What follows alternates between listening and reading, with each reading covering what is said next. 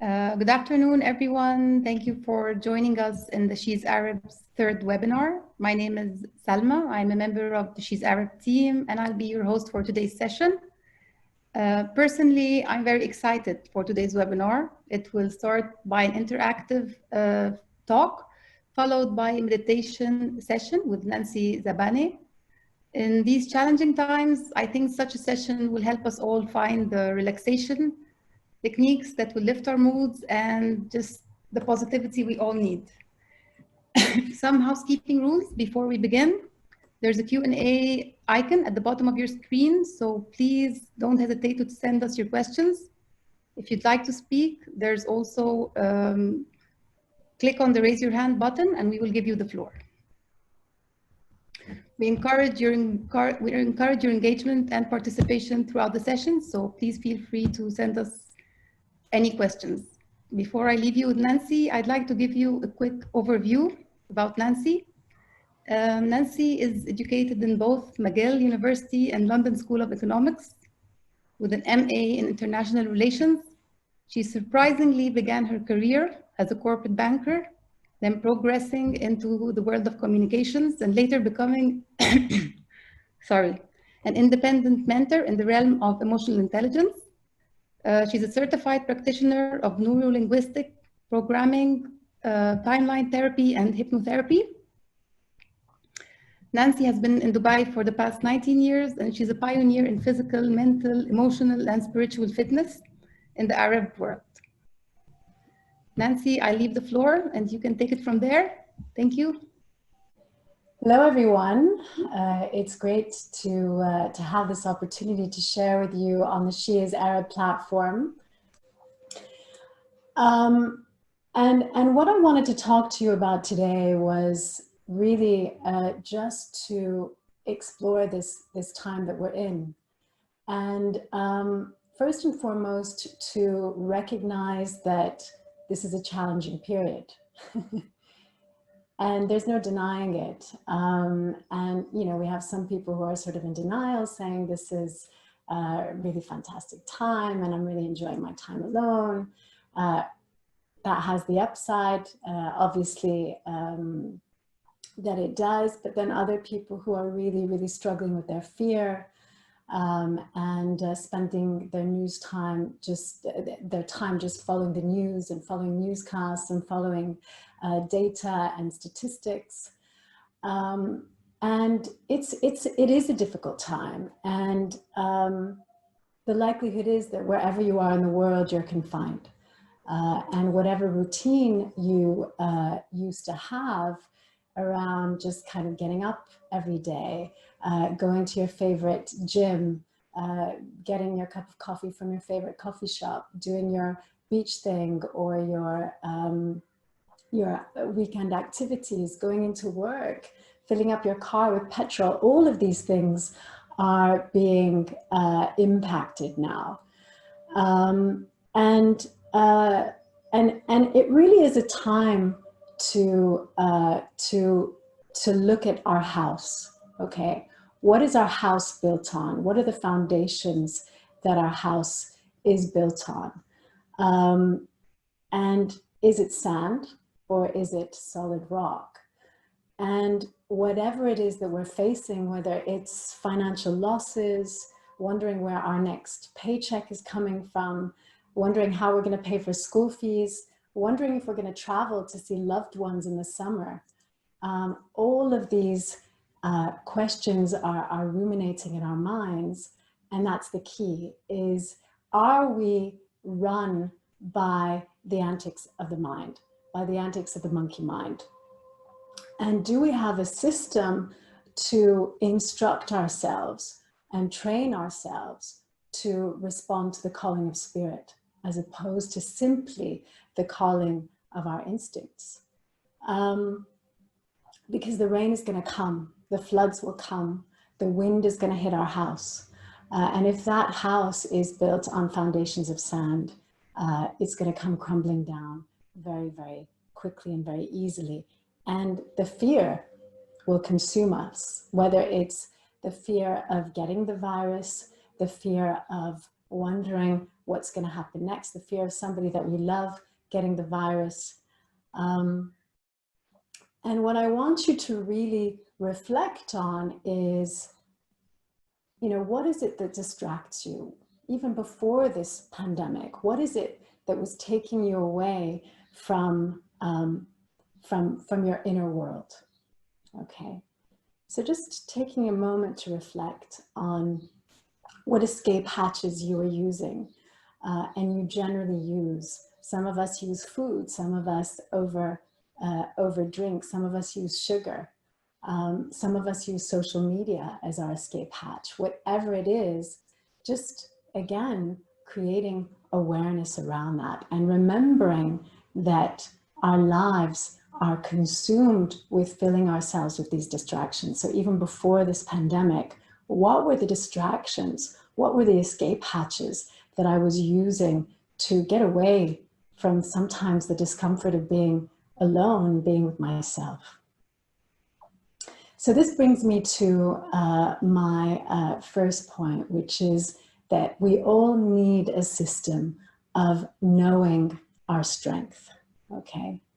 So do you have the capacity to link moment by moment, breath by breath, to your true self, to that part of you that is absolutely linked to the pure essence of spirit? How do you relate to the flow of spirit? And when I talk about spirit, I'm talking about that part of us that we realize and we discover when we are creative, when we are falling in love, when we are cooking our favorite meal, when we're in nature, when we are either making art or creating beautiful art. So what is my relationship with spirit? Okay, so know your strength. Know that strength of spirit lies inside of you. Recognize that. And in those moments of distraction, it's easy to slip out of the awareness that we are essentially, spirit beings having a human experience. We fall into this identity that is connected to our egos, our identity that is connected to the old story, to the baggage that we've accumulated all the years. You can call it karmic baggage, or you can just call it the baggage that we carry in this life, you know, through the old stories, through the social programming, depending on how we were brought up, where we were educated. All of us comes in to this life with a DNA, and then that DNA is imprinted throughout the years through whatever experiences that we've had. So just taking a moment to really reflect on that possibility, the possibility of serving spirit as opposed to instinct. Because again, we need to have a training ground. So learning to focus on the best version of yourself. The best version of yourself is that part of yourself that is free from all of that self-deprecating communication, those self-deprecating words, the I'm not worthies, the I'm not good enoughs, the old story of what happened to you. And recognizing that fear comes from either remembering the past and bringing that in, or projecting into the future, some unknown imagined future. So learning to create an ongoing relationship with yourself. Okay, connect with that foundation. Know your strength. Know that moment to moment, breath by breath, you have the capacity to connect with spirit, that identity that is free from the complexes, free from the conceptual thinking mind. Okay. So just taking a moment and recognizing that we each have a special place in the fabric of the universe. And just taking a deep breath in this moment.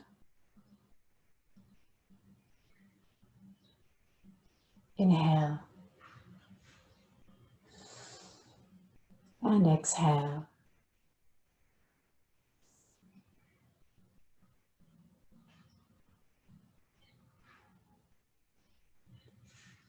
So that essence, that truest, most innate part of ourselves is always calling on us.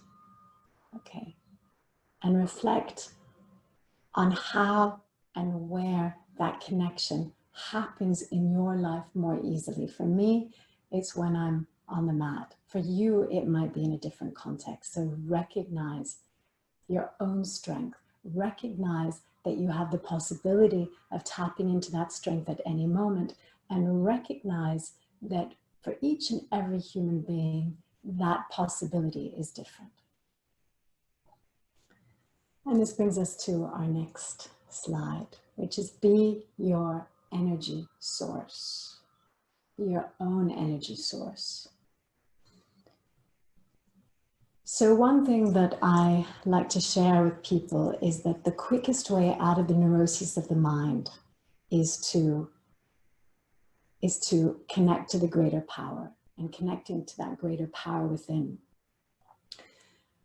I mentioned earlier that we become so distracted in our busy lives with our smartphones, with our busyness, with our jobs, with our social media outlets, with the food and the plans and everything, that we spend so much of our time living outside of the present moment.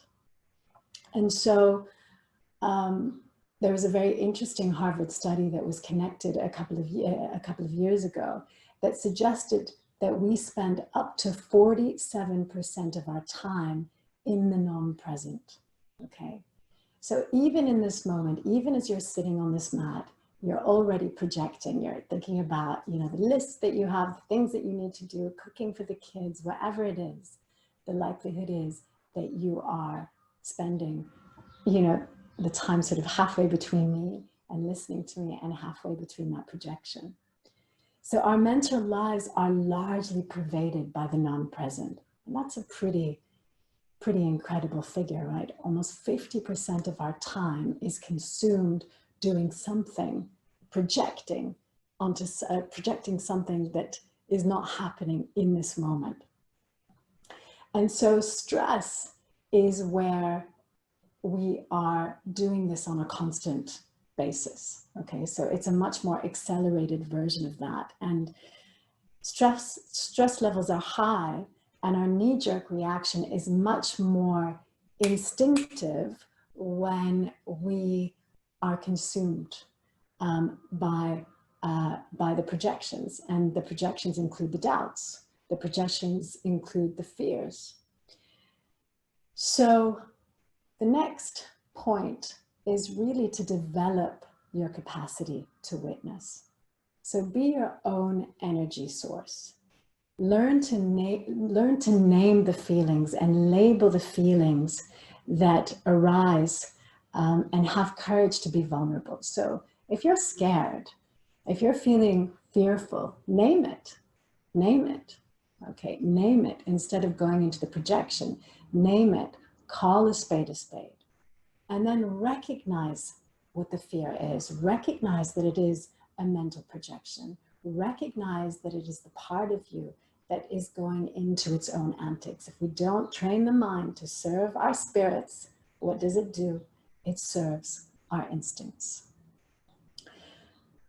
So calm yourself and claim yourself.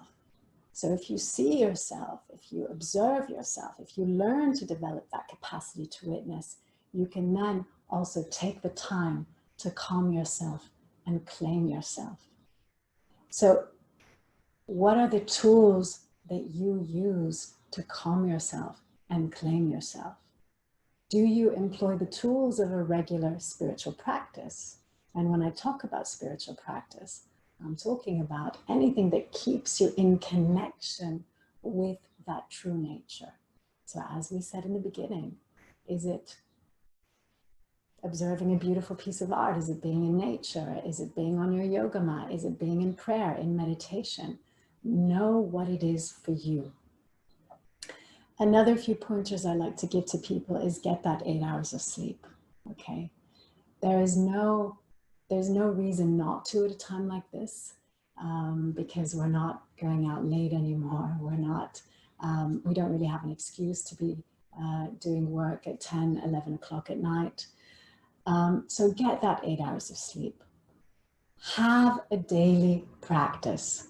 Have a daily practice, ideally that incorporates some kind of breath work and some kind of yoga, okay? Yoga, many misconceptions around what yoga actually is. Yoga means to yoke, the union between the finite and the infinite, the integrative practice that brings together mind, body, and spirit. And how does it do that? It is first and foremost a breath practice. So any good yoga class should bring you into the breath. Why do we want to be working with the breath? Well, the breath is one of our quickest, fastest, surest vehicles to bring us into the now, into the present moment.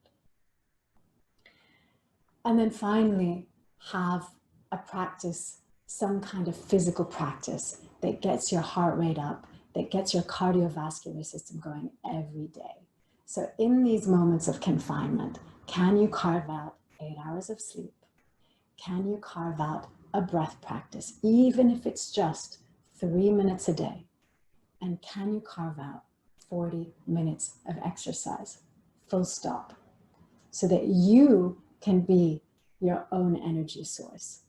The foundation of grace can only be developed with a meditative mind. And if we are losing ourselves into the stress, if we are living at this very heightened state of distraction, okay, where we're constantly diverting our attention from here to here to here, then we're not training the highest and best version of ourselves. We're training our instincts. And when we train our instincts, we feed our fear. Taking us to the next slide. So there is opportunity in adversity. So going back to that analogy of the house, and seeing, observing, recognizing what are the foundations of my house? You know, were they solid to begin with? There's not a person that I've spoken to in the last couple of weeks that hasn't said to me, wow, I can't believe how much time I've been spending doing things that actually are quite superfluous and don't really matter. I can't believe how much time I'm enjoying with my children now, or at the dinner table every night with my entire family. I can speak for myself in that I have 3 teenagers. My husband tends to do a lot of traveling. We're all at home together right now. Every day we're eating at the same time. And so, you know, looking at that foundation, you know, what were the constructs of my house before this pandemic? And what probably didn't need to be there? And what was that house built on? Was it built on strong foundations? And am I able to dig deep to find the foundation within myself? So we all know that when things are going well, we're just going about our days, we're going about our years, making plans to travel, making plans with our friends, making dinner plans, wondering, you know, when am I going to go and experience that fantastic new restaurant? And this is just when things are ticking along. And we don't take the time to question when things are ticking along. It's in adversity. It's when things become really uncomfortable that we begin to stop, pause, and reflect. And millions right now are in a state of anxiety. One could refer to this period as a collective, almost like a collective karma. We've all been invited to use this adversity as an opportunity to look and explore the state of our planet. to look at how we eat, to look at how we engage with loved ones, to explore more closely how we proceed with our work, what value system we uphold. Because if everything were just ticking along, we would never question. So in Eastern practices and philosophy, one of the, let's say, cornerstones of awakening is adversity. So recognize that there is opportunity in adversity and that you can do something about your state of consciousness. So wherever you are, it's like, wow, actually, maybe my value system was not where it needed to be. Maybe I needed to actually take a closer look at my relationship with my partner. Maybe I wasn't looking after my health and I wasn't feeling so great about myself. Maybe I actually need to get out of this career and move into a career that allows me to really extend beyond myself and into the higher version of myself. We're all born with a mission and a magnitude, recognizing that magnitude inside of yourself and that possibility. So could I be serving more? Could I be doing more? Could I be doing more for my community? Could I be doing more in the industry that I work in? Or am I just sort of too distracted to give any of that much attention? So see the opportunity. And in adversity, also recognize that the only thing that you can do in adversity is deal with your own state of consciousness. So how are you reacting? How are you interpreting? How are you receiving this information? Are you just kind of the person that wakes up in the morning and complains, oh, this is a nightmare? You know, I have a friend and that's what she does. You know, this is a nightmare. This is a nightmare. And so what are we embedding into our psyche? Instead of possibly waking up in the morning and saying, okay, what could I do differently today? What is all of this adversity looking to teach, not just me as an individual, but me as part of a larger collective?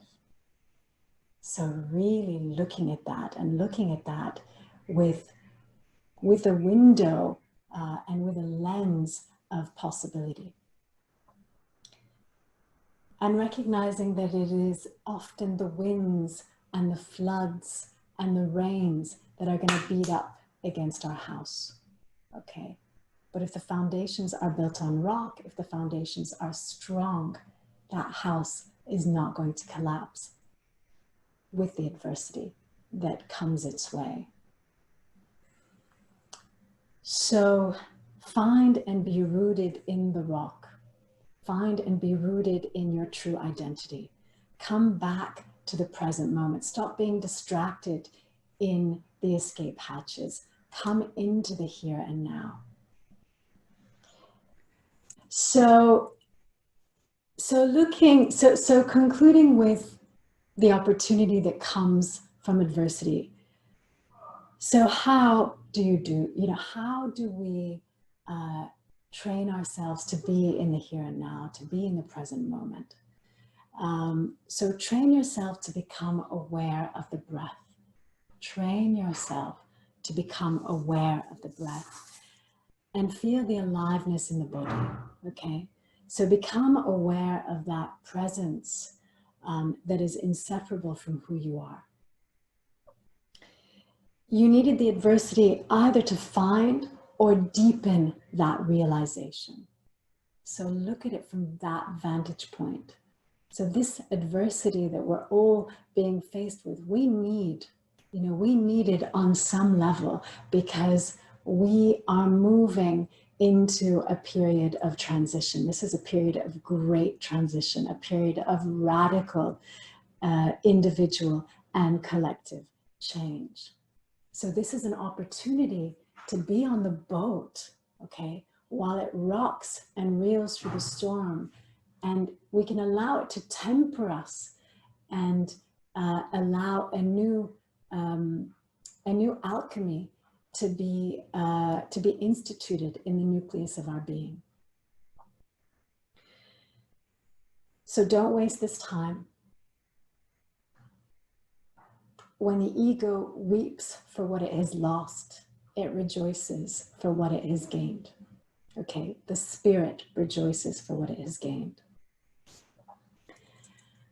I practice a school of yoga called Kundalini Yoga. And Kundalini Yoga has changed my life. I came into the teachings about a decade ago. I practiced many schools of yoga. I was very active in terms of my own fitness, gym, cycler. I mean, I'm a runner, but actually it was Kundalini Yoga that changed my life. What I realized when I came into this practice was just how empty my other physical practices were. Because it was so deep. First, it worked so deeply on my nervous system. And second, it just changed my entire glandular output. So, Kundalini Yoga is a school of yoga that I practice. And meditation is a very central part of that practice. And this is it, you know, do you have a practice that allows you to work at a very deep level with your nervous system, with your glandular output? Do you have a practice that brings you into the here, into the now? So what is meditation? What is meditation? One of the questions I like to ask people, I just put it out there, and if we had a more interactive play right now, we would probably have lots of different answers around what meditation is. Meditation is a deep subconscious cleanse. So in the same way that you brush your teeth every day, in the same way that you take a bath every day, meditation cleans the mind, okay? It is the process of training the mind and training in your awareness. So people say to me, well, I just want to turn off my thoughts, and that's why I meditate. And I say to them, well, good luck, because you're not going to be able to do that. Thoughts are going to continue ongoing like a wheel, you know, churning, same thoughts usually over and over and over again. And the thoughts right now might be, I'm scared, I'm scared, I'm scared, I'm scared, I'm in fear, I'm in fear, what if this happens, what if this happens, what if this happens? So that churning is ongoing. Meditation helps to bring you into the now and really allow you to tap into the energy source that is you with the power of your breath. So meditation will train you to observe the monkey mind instead of attaching yourself to every fear, to every thought, to every notion of self-doubt.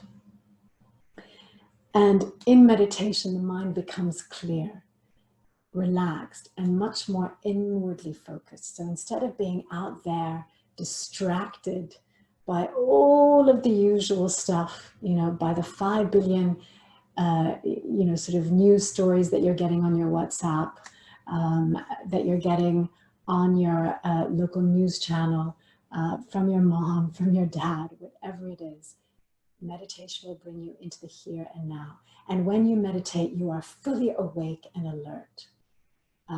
But your mind is not focused on the external world.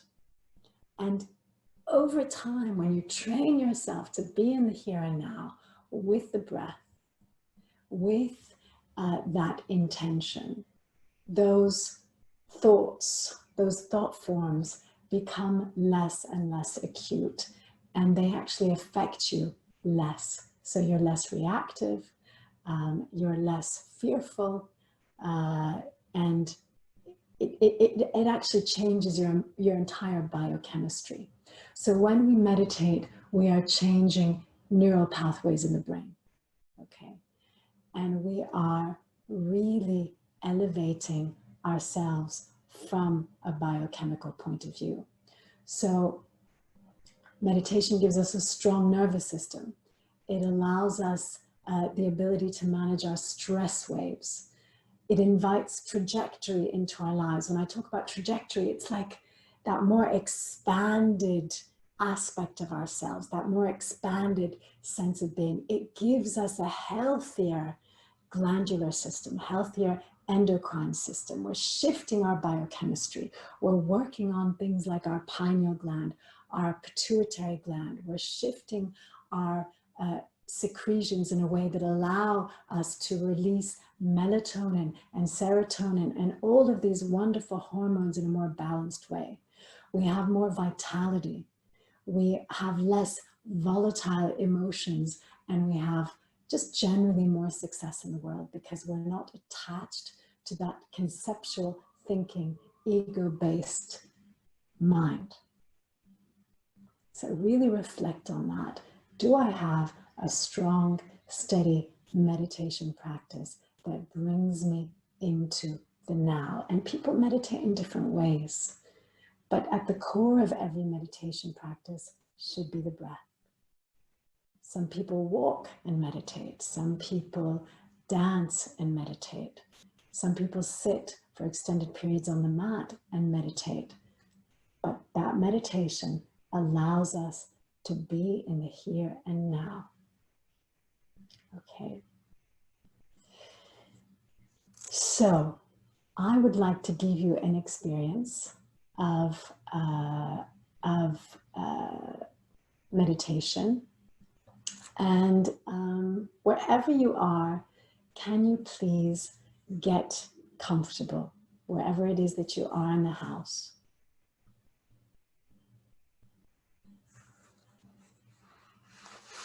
And coming into easy pose, if you can. If you're sitting on a couch,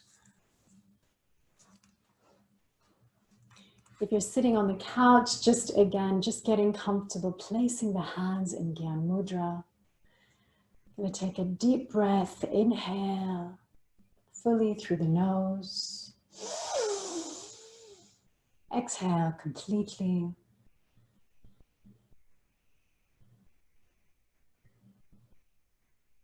Inhale.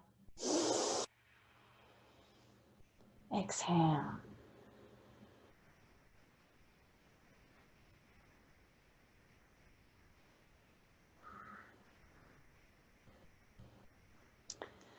I'm going to teach you a very simple breath. And this breath is a very, very quick way to alter your state. It's called the breath of fire. And breath of fire is like a dog's breath, okay? Like a puppy panting on a hot day. Except most of the time in this practice, we do it with the mouth closed, and it's an equal inhale to exhale through the nose, okay? On every exhale, you're going to contract at the navel. So just taking your right hand, placing it on the navel, your left hand is sitting on your left knee. Just try that. Okay, first with the mouth open.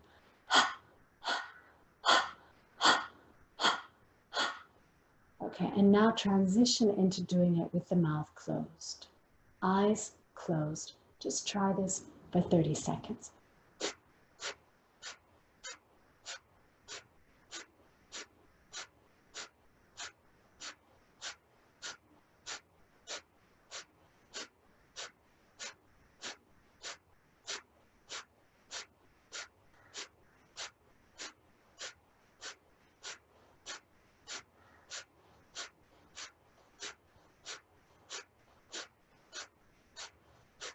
And now inhale, suspend the breath, exhale, release.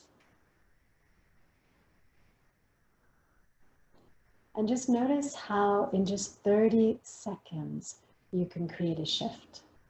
So 30 seconds.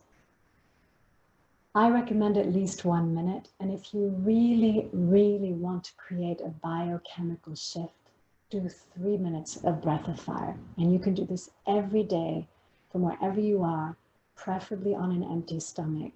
Ideally, contain the space, so go into a quiet space on your own. Okay. Another very simple breath is called the 4-part breath. Okay. And the 4-part breath is, again, it's a segmented breath. So sniffing through your nose, and you're going to do it in 4 parts. 4 parts in and 4 parts out. Okay. So just try this breath for 30 seconds. Again, with the eyes closed. Inhale fully. Exhale completely. And now begin.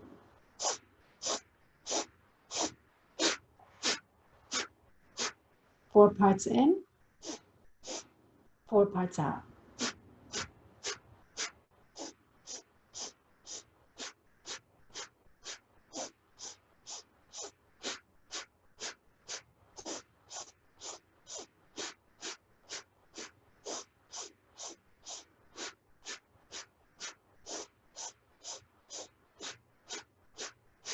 Inhale,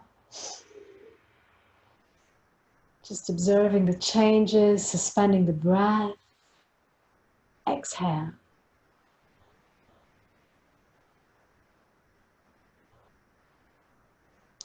So that was a breath that you can do, again, 3 minutes at any time, preferably on an empty stomach, creating a major glandular shift and just keeping the eyes closed. And if you want to really add to the intensity of this breath and the impact of this breath, you can roll your eyes up at the point between your 2 eyebrows. So you roll the eyes up and you put pressure on what we call the brow point.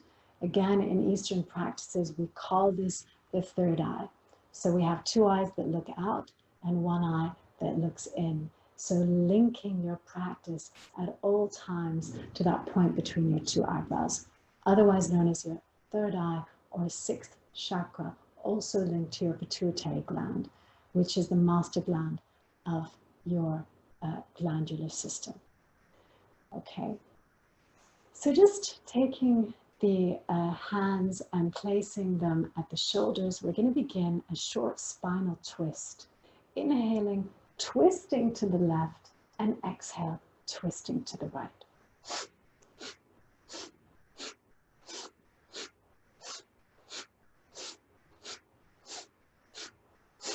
And remember that the spine is a central component of our nervous system. So keeping it healthy, keeping it flexible is very, very important to maintaining the health and strength of our nervous system.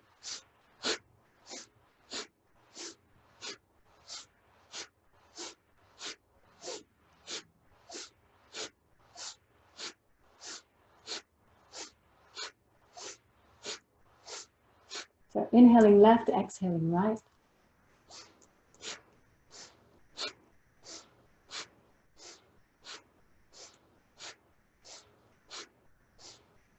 And now inhaling at the center.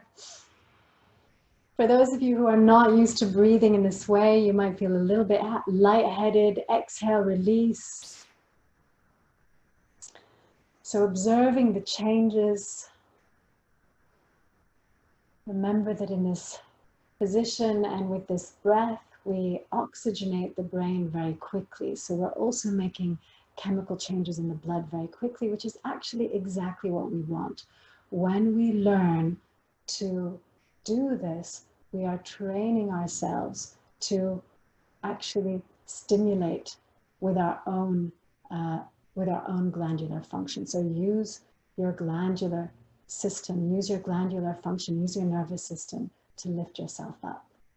Okay, so just observe the changes.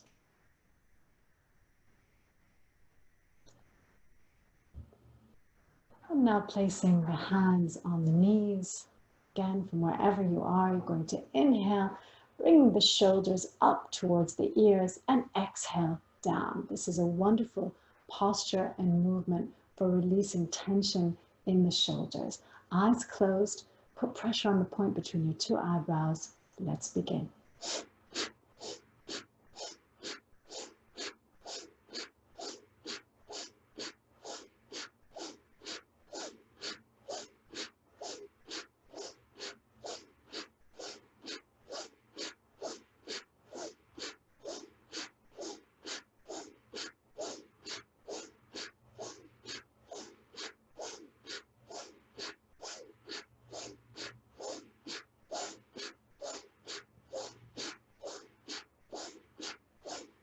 And now inhale. Bringing the shoulders as close as possible to the ears, suspending the breath, hold. And exhale. Very simple exercise. Excellent for releasing that tension in the shoulders. And now dropping the chin down, you're going to begin a gentle neck roll. Inhaling to the back and exhaling forward. Try to keep the eyes closed. And if you can, going counterclockwise at first. This is a very simple posture that works on the thyroid, the parathyroid, the pineal, and the pituitary glands to help ward off headaches, to help release tension in the neck, and just to generally bring you into the now. And now switching directions, whatever direction you started with. You can go clockwise now if you started counterclockwise. And remembering to continually connect with the breath.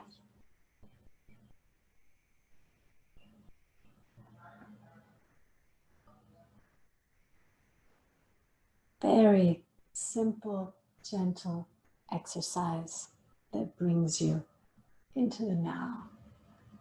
Make this your last circle. And now inhale. Really be generous with the breath. Fill the lungs and then relax into the suspension of the breath. Hold here.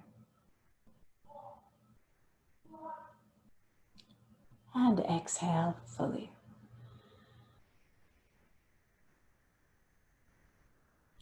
Keeping the eyes closed, the hands are in Gyan Mudra, thumb to the index finger. A nice straight spine, so if you're sitting in a chair, just coming into a nice straight spine, nice erect spine, keeping the chin locked, the eyes are closed. And remembering that there's nowhere else you need to be but here. And if you find your mental awareness wandering, keep bringing it into the now.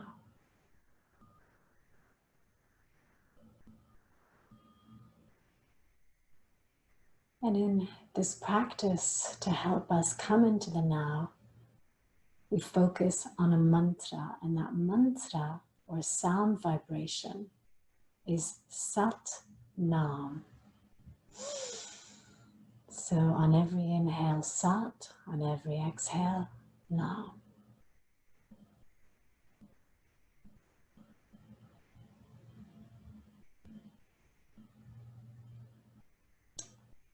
And now inhale